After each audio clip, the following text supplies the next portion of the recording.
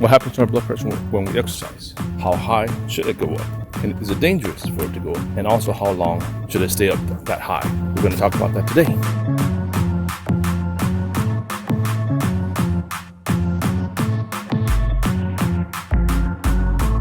Well, good morning. June 20th day of the Zipper Ninja Walk Challenge. Man, it's only 10 more days left. Hope it has been valuable for you and you've learned something every single day from these walks. Yesterday I got myself to the gym, got to my happy place, worked on my legs. I knew today my legs were going to be a little bit sore, but it was fun, and also I tracked my blood pressure so that some people can see how high the blood pressure can go up and what happens during exercise.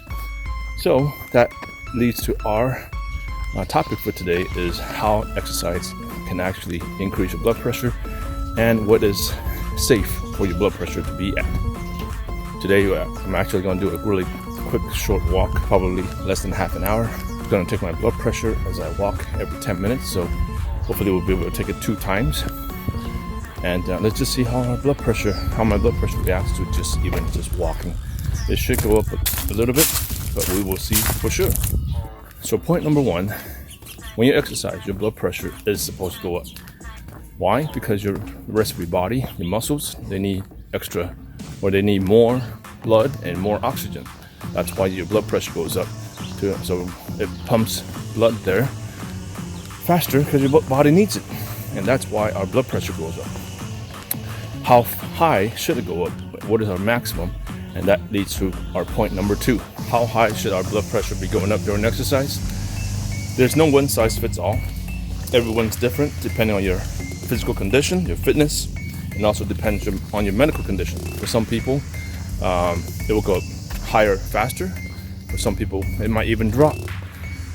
So the important thing is to understand your body and know that whether you have an underlying medical condition or not. For me personally, my cardiologist told me my blood pressure should not go above 160 over 100 during exercise. So that's the number that I go by. For you, it might be different. For the general public, it is said that try not to go over 180 over 120 during exercise. Now you can imagine people doing burpees, people doing HIIT exercises, how high that will go up. That might not be good for you. The closer you get to 200 and 220, the higher risk you're putting onto your heart and your blood vessels. So just kind of consider that as you're exercising, what type of exercise you pick, and how long you're doing it. So again, it should be going up, but it should not be spiking, and it should definitely not be going down. And point number 3, down that your blood pressure is high because you exercise, how long should it take for it to go down? That depends on your fitness, and in general, if you do just a light exercise, it should take within an hour. It should go down to normal.